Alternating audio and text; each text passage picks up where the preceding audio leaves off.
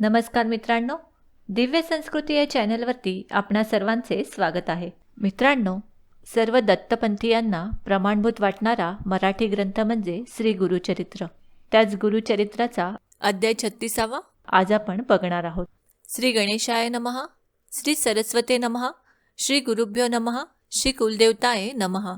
नामधारक सिद्ध योग्यांच्या पाया पडून भक्तिभावाने हात जोडून म्हणाला, स्वामी तुमचा जय जयकार असो. या संसार सागरातून सर्वांना सुखरूप तारून नेण्यास तुम्हीच समर्थ आहात. तुम्ही अविद्यारूप अंधार नाहीसा करणारे प्रत्यक्ष सूर्य आहात. मी आजपर्यंत अज्ञानरूपी अंधारात झोपलो होतो, पण कृपासागर तुम्ही मला जागे केलेत.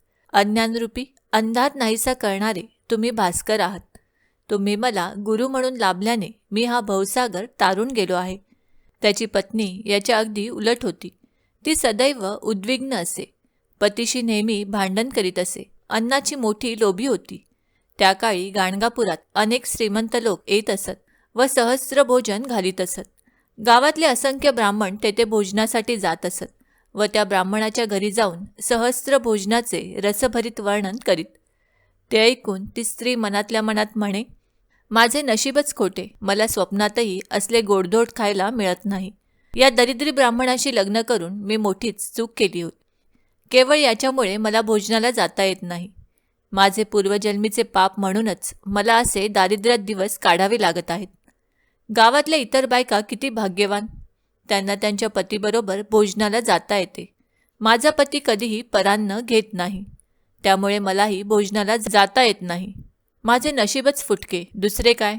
परमेश्वरा, मी काय करू, असे ती नेहमी दुःख करीत असे. असेच एकदा एका श्रीमंत माणसाने आपल्या पितरांच्या श्राद्धानिमित्त गाणगापुरात ब्राह्मण भोजनाचा बेत आखला होता. त्याने गावातील अनेक दाम्पत्यांना भोजनाचे निमंत्रण दिले होते. ते पाहून ती ब्राह्मण स्त्री आपल्या पतीला म्हणाली, आज आपल्या गावात एका श्रीमंत ब्राह्मणाने पितृश्राद्धानिमित्त सुग्रास भोजन देण्याचे ठरविले आहे. आपणही त्या भोजनाला जाऊया.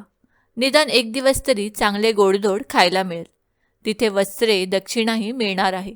मला तिथे जाण्याची फार इच्छा आहे. तुम्हाला यायचे नसेल तर मला तरी जाण्याची परवानगी द्या. त्यावर तो ब्राह्मण म्हणाला, परान्न न घेण्याचे माझे व्रत आहे, त्यामुळे मी मुळीच येणार नाही. तुला जायचे असेल तर खुशाल जा. त्याने अशी परवानगी देताच ती भोजनासाठी म्हणून त्या श्रीमंत गृहस्थाकडे गेली.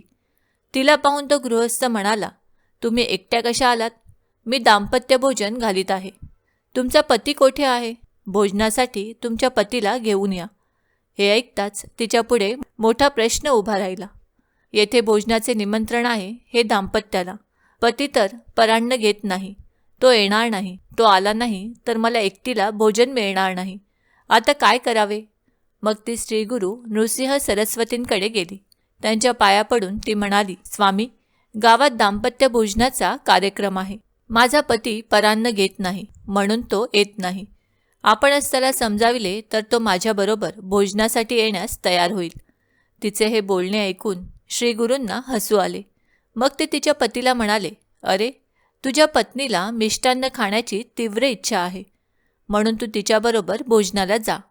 तू तिची इच्छा पूर्ण कर, कारण कुलस्त्रीचे मन कधीही खिन्न असू नये. श्रीगुरूंनी असे सांगितले असता तो ब्राह्मण हात जोडून म्हणाला, स्वामी, परान्न न घेण्याचा माझा नेम आहे, परंतु तुमची आज्ञा मला शिरसावज्ञ आहे. जो आपल्या गुरुची आज्ञा मानित नाही त्याला भयंकर अशा रौरव नरकात जावे लागते. म्हणून मी पत्नीबरोबर भोजनाला जाईन. मग श्रीगुरूंचा निरोप घेऊन ते दाम्पत्य भोजनासाठी गेले. आज आपणास सुग्रास भोजन मिळणार या विचाराने त्या ब्राह्मण स्त्रीला मोठा आनंद झाला. ती दोघे पानांवर बसली. वाढन सुरू झाले. भोजनाला सुरुवात झाली. त्यावेळी त्या ब्राह्मण स्त्रीला एक विलक्षण अशुभ दृश्य दिसले. आपल्या पानातील अन्न डुकरे आणि कुत्रे खात आहेत. ते दृश्य पाहून घाबरलेली ती स्त्री एकदम पानावरून उठली. भोजन करीत असलेल्या इतर ब्राह्मणांना व आपल्या पतीला आपण काय पाहिले ते सांगितले. मग ती आपल्या पतीसह घरी परत आली. ती पतीला म्हणाली, तुम्ही कुत्र्याने व डुकराने उष्टे केलेले अन्न खाल्लेत असे मला दिसले. मला याबद्दल क्षमा करा. तुम्ही नको नको म्हणत असतानाही मी तुम्हाला भोजनाचा आग्रह केला. माझेच चुकले. हे ऐकून त्या ब्राह्मणाला अतिशय राग आला. तो दुःखाने म्हणाला, माझे दुर्दैव म्हणून तुझ्याबरोबर भोजनाला आलो. माझा नेम तर मोडलाच, शिवाय कुत्र्याने व डुकराने तोंड लावलेले अन्न खावे लागले.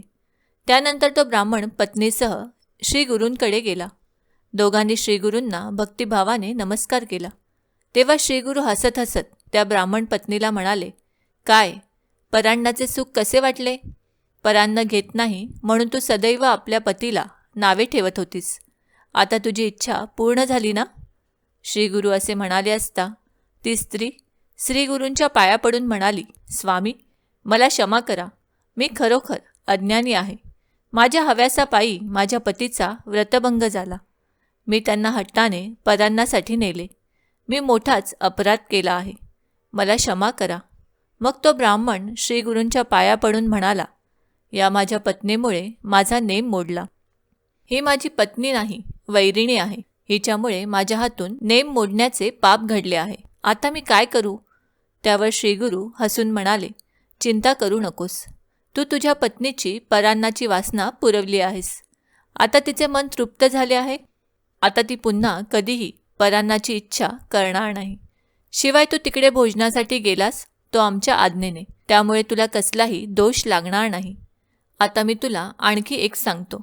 जर एखाद्या ब्राह्मणाला श्राद्ध कर्माच्या वेळी योग्य ब्राह्मण मिळाला नाही, त्याचे ब्राह्मणाअभावी कार्य अडून राहिले, तर तू त्याच्याकडे भोजनाला जावेस. त्यामुळे तुझ्या हातातून धर्मकार्य घडेल. पण अशा वेळी तू गेला नाहीस तर त्याचा शाप तुला लागेल. श्रीगुरूंनी असे सांगितले असता त्या ब्राह्मणाने श्रीगुरूंना साष्टांग नमस्कार घातला व कोणाकडे अन्न घ्यावे, कोणाकडे भोजनास जाऊ नये असे विचारले असता श्रीगुरू म्हणाले, कोणाकडे भोजनाला जावे ते प्रथम सांगतो, ते लक्षपूर्वक ऐक. आपले गुरु, शिष्य, वैदिक ब्राह्मण, आपले मामा, सासरे, सख्खे भाऊ, सज्जन मनुष्य यांच्याकडे भोजन केल्यास कोणालाही दोष लागत नाही. एखादा ब्राह्मणविना अडला तर त्याच्या घरी भोजन घ्यावे. त्यावेळी गायत्री मंत्र जप करावा, म्हणजे कोणताही दोष लागत नाही. आता अन्न वर्ज्य करण्याची घरे सांगतो. त्याचे सविस्तर विवेचन स्मृतिचंद्रिकेत केले आहे. ते खूप मोठे आहे. ते मी तुला सारांश रूपाने सांगतो. ऐक. आपल्या आईवडिलांकडून आपली सेवा करून घेणारा, धनलोभी, आपल्या बायका मुलांचे हाल करणारा, गर्विष्ठ, चित्रकार, मल्ल असलेला ब्राह्मण, वीणावादक, समाजाने बहिष्कृत केलेला, याचक वृत्तीचा, स्वतःची स्तुती करणारा, परनिंदा करणारा, क्रोधी, पत्नीने टाकलेला, तामसी वृत्तीचा, कंजूस, दुराचारी, ढोंगी, व्यभिचारी, निपुत्रिक, विधवा स्त्री, स्त्रीच्या अधीन असलेला पुरुष, ब्राह्मण असून सोनार काम करणारा, अतियज्ञ करणारा, लोहार, शिंपी, धोबी, दारू तयार करणारा, आपल्या जाराबरोबर राहणारी बाहेरखाली स्त्री, चोर, कपटी, पतिताकडून धन घेणारा, सौदागर, देवभक्ती न करणारा, जुगारी, स्नान न करता भोजन करणारा, संध्यावंदन न करणारा, कधीही दानधर्म न करणारा, आपल्या पितरांचे श्राद्धकर्म न करणारा, दांभिकपणे जप करणारा, पैसे घेऊन जप करणारा, दुसऱ्यावर केलेले उपकार बोलून दाखविणारा, व्याजाने पैसे देणारा, विश्वासघातकी, कुलपरंपरा मोडणारा, हिंसक, खुनी, आषाढभूत, परान्न घेणारा, पंचमहायज्ञ न करणारा, घरच्या अन्नाची निंदा करणारा, परगृही राहणारा, अशा लोकांच्याकडे कधीही भोजनास जाऊ नये. अशा ठिकाणी भोजनास गेल्यास त्या यजमानाचे दोष आपल्याला लागतात. म्हणून अशा यजमानांच्या घरी भोजन घेऊ नये. त्याऐवजी भूमिदान, सुवर्णदान, गज, अश्व, रत्न दान केल्यास दोष लागत नाही. परान्न घेतल्यामुळे जसे दोष लागतात त्याप्रमाणे परस्त्री गमन केल्यास नरकवास भोगावा लागतो. अमावस्येला परान्न घेतल्यास मास पुण्य जाते. आपल्या कन्येला पुत्र झाल्याशिवाय तिच्या घरी भोजनास जाऊ नये. त्याचप्रमाणे सूर्यचंद्रग्रहणाच्या दिवशी अन्न घेऊ नये. सुवेर किंवा सुतक असलेल्यांच्या घरी भोजन करू नये. ब्राह्मणांनी जर आपला आचारधर्म पाळला तर त्याला कधीही दैन्य, दारिद्र्य भोगावे लागत नाही. सर्व देवदेवता त्याच्या अंकित होतात. त्याला महासिद्धी प्राप्त होतात. आजकाल ब्राह्मण उन्मत्त झाले आहेत. म्हणून त्यांना दैन्य दारिद्र्य भोगावे लागत आहे.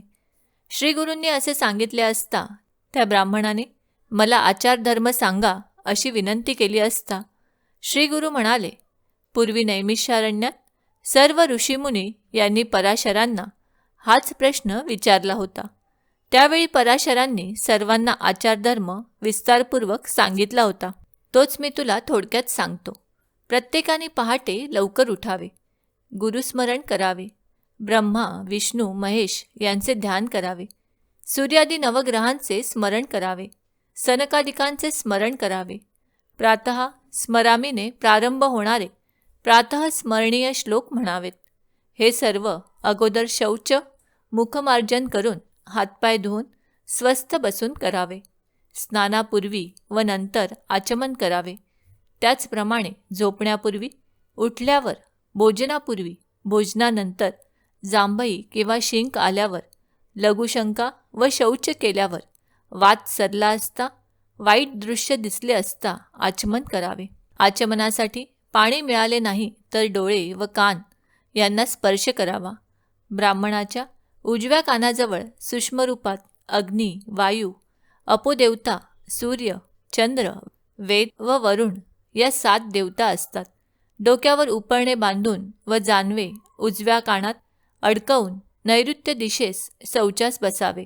खाली मान घालून बसावे. दिवसा उत्तरेकडे व रात्री दक्षिणेकडे तोंड करून बसावे. मौन पाळावे. इकडे तिकडे पाहू नये. उभ्याने लघुशंका करू नये. शौचास पाणी नाही मिळाले तर मातीने स्वच्छता करावी. पण हे केवळ अपवाद म्हणून नुसत्या मातीवर किंवा हिरव्या गवतावर बसू नये. मातीने हात स्वच्छ करावेत. यानंतर स्नानविधी सांगितला आहे. स्नान केव्हा करावे, स्नानासाठी कोणते पाणी योग्य, कोणते अयोग्य तेही सांगितले आहे. स्नानानंतर कोणती वस्त्रे परिधान करावीत, भस्म व चंदन कसे लावावे ते सांगून संध्यावंदन, गायत्री मंत्र, त्यातील 24 अक्षरे, त्यांच्या देवता, गायत्री ध्यान, गायत्री जप, जपासाठी योग्य वेळ, आसन, जप करताना कसे बसावे, ओंकाराचा दैवी अर्थ इत्यादी सर्व तपशिलाने सांगितले. पंचमहायज्ञ, वैश्वदेव का करावेत, कसे करावेत, तर्पणाचे प्रकार कोणते इत्यादी दैनंदिन कर्मकांड सविस्तर सांगितले.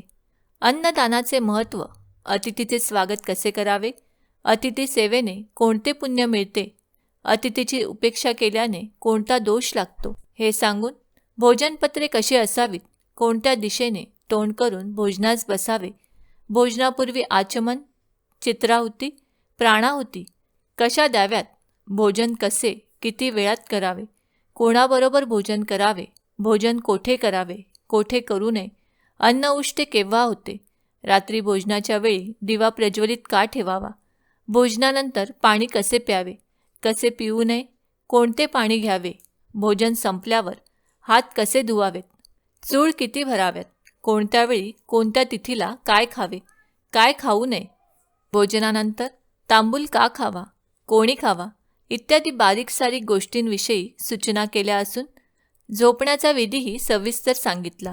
स्त्रीसंग केव्हा करावा, केव्हा करू नये इत्यादी संपूर्ण कर्मकांड शास्त्राच्या आधारे सांगितले. एकूणच आदर्श जीवन कसे असावे याचे मार्गदर्शन केले.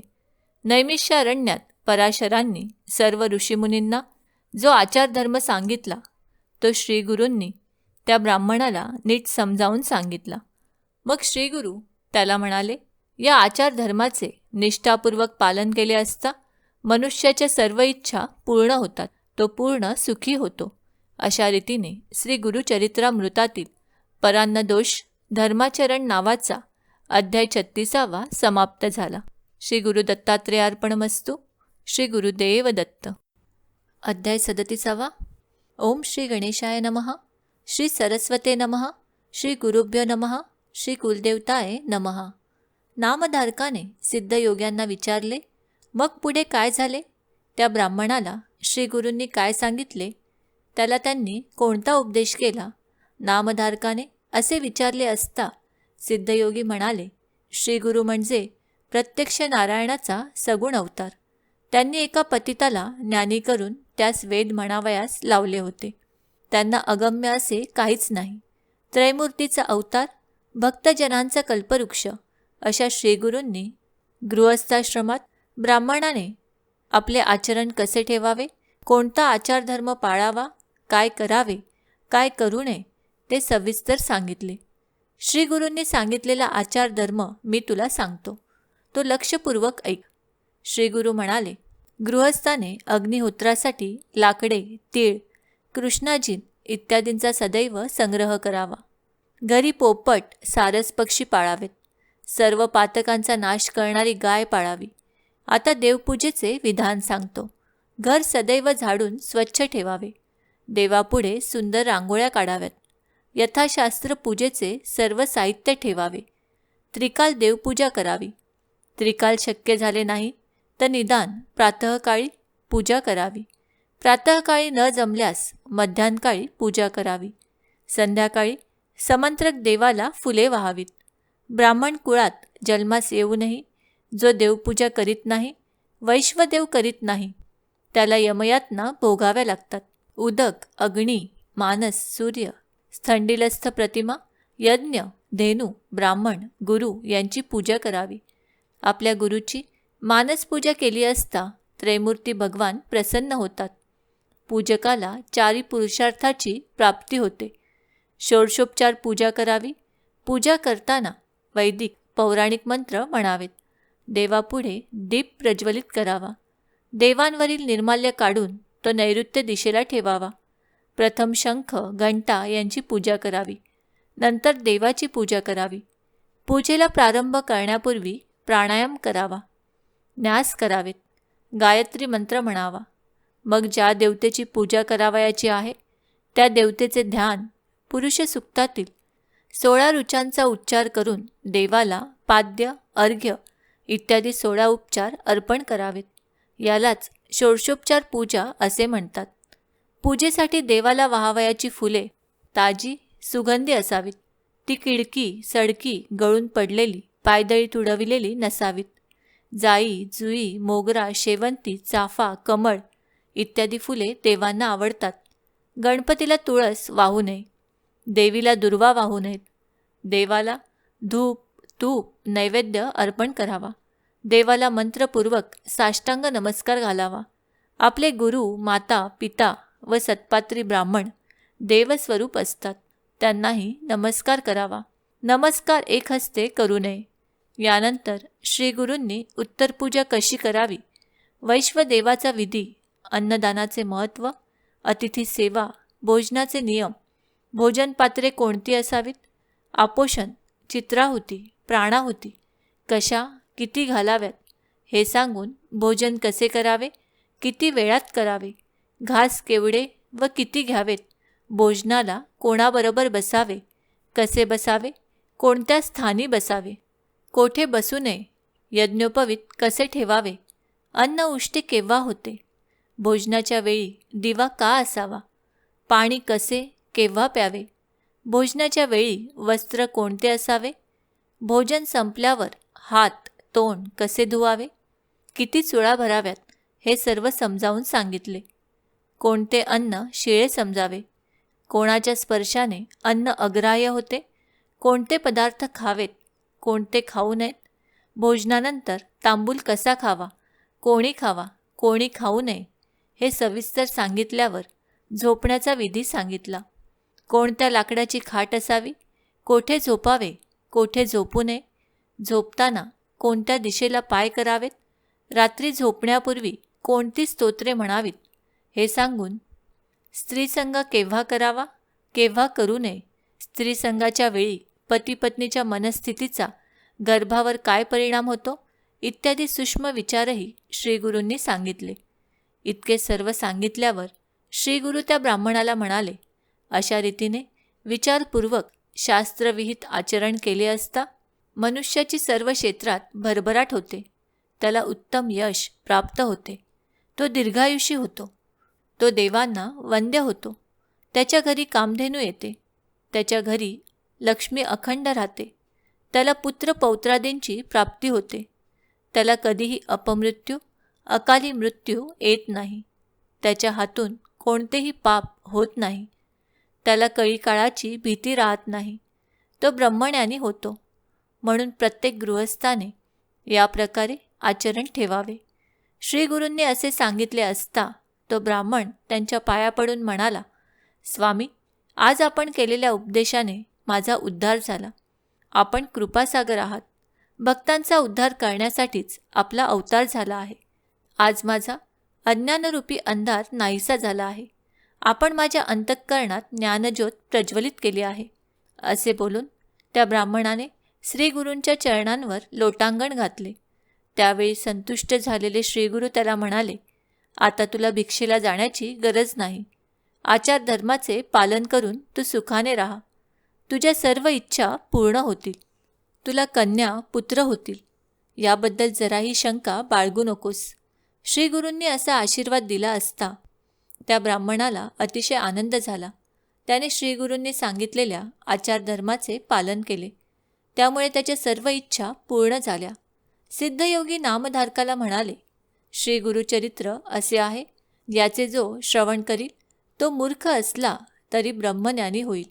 अशा रीतीने श्री गुरुचरित्रामृतातील गृहस्थाश्रमाचा आचारधर्म नावाचा अध्याय 37 समाप्त झाला. श्री गुरु दत्तात्रेयार्पणमस्तु. श्री गुरुदेव दत्त. अध्याय 38. श्री गणेशाय नमः. श्री सरस्वते नमः. श्री गुरुभ्यो नमः. श्री कुलदेवताय नमः. नामधारकाने सिद्धमुनींना विनंती केली, श्री गुरुचरित्र ऐकण्यासाठी मी अतिशय आतुर झालो आहे. पुढे काय झाले ते मला सांगा. सिद्धयोगी म्हणाले, नामधारका, तुझी जिज्ञासा पाहून मला अतिशय आनंद होत आहे. तुझ्यामुळेच मला परमलाभ झाला आहे. मला एक कथा आठवली आहे, ती मी तुला सांगतो. नामधारका, श्रीगुरू नृसिंह सरस्वतींना त्यांचे अनेक भक्त द्रव्य आणून देत असत. परंतु श्रीगुरू ते स्वतःसाठी स्वीकारित नसत. ते त्या भक्तांना त्या द्रव्यातून अन्नदान करण्यास सांगत असत. त्यामुळे गाणगापुरात रोजच्या रोज समाराधना होत असे. त्यात कधीही खंड पडत नसे. एके दिवशी काश्यप गोत्रातील भास्कर नावाचा एक गरीब ब्राह्मण श्रीगुरूंच्या दर्शनासाठी मठात आला. आपल्या हस्ते स्वयंपाक करून श्रीगुरूंना भोजन देण्याचा त्याचा संकल्प होता. 3 लोकांना पुरेल एवढा शिधा त्याने आणला होता. परंतु नित्य चालू असलेल्या समाराधनेमुळे त्याला श्रीगुरूंना भोजन देण्याची संधीच मिळत नव्हती. 3 महिन्यापर्यंत तो ब्राह्मण इतर भक्तांनी केलेल्या समाराधनेत भोजन करीत असे. 3 लोकांना पुरेल एवढ्या शिध्याने हा समाराधना घालणारा आहे हे इतर भक्तांना समजले. तेव्हा ते त्या भास्कर ब्राह्मणाची थट्टा करू लागले. प्रत्येकाच्या वाट्याला एक एक शीत तरी येईल का, असे त्या ब्राह्मणाला विचारत. त्यामुळे तो ब्राह्मण दुःखी होत असे. पण तो कोणाला काय बोलणार. लोकांनी केलेली थट्टा मुकाट्याने सहन करीत असे. श्रीगुरूंना हे समजताच ते त्या भास्कर ब्राह्मणाला म्हणाले, तू आज समाराधना कर. आज मी तुझ्याकडेच भोजन करणार आहे. श्रीगुरूंनी असे सांगताच त्या भास्कर ब्राह्मणास अतिशय आनंद झाला. त्याने डाळ, तांदूळ, कणिक इत्यादी जो काही शिधा आणला होता त्यातून सोवळ्याने स्वयंपाक केला. ही गोष्ट इतरांना समजली तेव्हा ते आपापसात म्हणाले, आज श्रीगुरूंनी भास्कराला समाराधना करण्यास सांगितले आहे. म्हणजे आज आपणास मठात भोजन मिळणार नाही, गोडधोड काही मिळणार नाही. तेव्हा आज आपल्या घरीच भोजन करावे लागणार. श्रीगुरूंना हे अंतर्ज्ञानाने समजले. त्यांनी सर्वांना बोलावून सांगितले, आज भास्कर समाराधना घालणार आहे. श्रीगुरूंना हे अंतर्ज्ञानाने समजले. त्यांनी सर्वांना बोलावून सांगितले, आज भास्कर समाराधना घालणार आहे. तेव्हा सर्वांनी येथेच भोजनाला यावे. घरी कोणीही भोजन करू नये. सर्वांनी स्नान करून यावे. श्रीगुरूंनी असे सांगताच त्या ब्राह्मणांनी विचार केला, मठात असलेल्या सामग्रीनेच श्रीगुरू भास्करांकडून स्वयंपाक करून घेणार असतील. असा विचार करून सर्वजण स्नानासाठी नदीवर गेले. इकडे भास्कराने 3 लोकांना पुरेल इतका स्वयंपाक केला. मग श्रीगुरू भास्कराला म्हणाले, तू सर्व ब्राह्मणांना बोलावणे पाठव. 4000 पत्रावळ्या मांडा.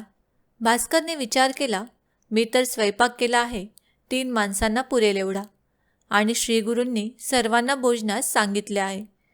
4,000 पत्रावळी मांडल्या आहेत. या सर्वांना अन्न कसे काय पुरणार? पण मग श्रीगुरू महात्मा आहेत. त्यांच्या बोलण्यावर विश्वास ठेवलाच पाहिजे. श्रीगुरू समर्थ आहेत. त्यांची लीला आपल्याला कशी कळणार? श्रीगुरूंच्या आज्ञेनुसार भास्कर त्या ब्राह्मणांना बोलाविण्यासाठी नदीवर गेला. पण ते सगळे टंगळमंगळ करू लागले. श्रीगुरूंना हे समजताच त्यांनी दुसऱ्या शिष्यांना नदीवर पाठविले व सर्वांना भोजनास येण्यास सांगितले. मग सर्वजण भोजनासाठी आले. स्वयंपाक तयार होता. सर्वांनी श्रीगुरूंची पूजा केली. 4,000 पत्रावळी मांडून झाल्या होत्या. मग श्रीगुरूंनी आपले वस्त्र त्या अन्नावर झाकले. त्यावर कमंडलूतील तीर्थ शिंपडले.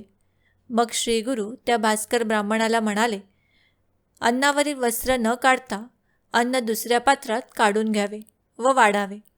श्रीगुरूंच्या सह सर्वजण भोजनास बसले. वाढणे सुरू झाले. पण आश्चर्य असे की अन्न कितीही वाढले तरी ते पहिले होते तेवढे शिल्लक. हजारो ब्राह्मण पोटभर जेवले, पण अन्न काही संपेना. मग गाणगापुरातील सर्व स्त्री पुरुष मुले यांना भोजनासाठी बोलाविले. सगळे पोटभर जेवले. मग गाणगापुराच्या शेजारच्या गावातील लोकांना भोजनासाठी बोलाविले. तेही पोटभर जेवले. त्या दिवशी गाणगापुरातील व परिसरातील एकही मनुष्य उपाशी राहिला नाही. मग श्रीगुरूंनी भास्कराला भोजन करण्यास सांगितले. भास्कर जेवला तरी सुरुवातीला तयार केले होते तेवढे अन्न शिल्लक. शेवटी ते अन्न जलचरांना अर्पण केले. त्या दिवशी भास्कराने केवळ 3 लोकांना पुरेल एवढा शिधा आणला होता. तेवढ्या शिध्याच्या तयार अन्नात 4,000 लोक जेवले. केवढा हा चमत्कार! ही सगळी श्रीगुरूंची कृपा. या प्रसंगाने श्रीगुरूंची कीर्ती सर्वत्र झाली. गाणगापुरातील हे संन्यासी साधे संन्यासी नाहीत. ते साक्षात त्रैमूर्ती दत्तात्रेयांचे अवतार आहेत याची लोकांना खात्री पटली. सर्वांनी श्रीगुरूंचा जय जयकार केला. नंतरच्या काळात देशोदेशीच्या अनेक लोकांनी श्रीगुरूंचे शिष्यत्व पत्करले. आपल्या भक्तांच्या रक्षणासाठी श्रीगुरूंनी असे किती चमत्कार केले. एका प्रेताला सजीव केले. शुष्क काष्ठास पालवी फुटली. त्रिविक्रम भारतीला विश्वरूप दाखविले. वांझ म्हैस दुपटी केली. कुष्ठरोग झालेल्या ब्राह्मणाचा रोग नाहीसा केला. पतितामुखी वेद वदविले. एका विणकरी भक्ताला श्रीशैल पर्वत दाखवून त्याला काशीयात्रा घडविली. श्रीगुरूंच्या लीला अपार आहेत. अनेक देवदेवतांची आराधना केली असता उशिराने कामना पूर्ण होतात, परंतु श्रीगुरू नृसिंह सरस्वतींच्या केवळ दर्शनाने सर्व इच्छा तात्काळ पूर्ण होतात. म्हणून सरस्वती गंगाधर सांगतात, लोक हो, तुम्ही श्रीगुरूंची सेवा करा. अशा रीतीने श्री गुरुचरित्रामृतातील भक्ताची लाज राखली या नावाचा अध्याय 38वा समाप्त झाला. श्री गुरु दत्तात्रेयार्पणमस्तु. श्री गुरुदेव दत्त.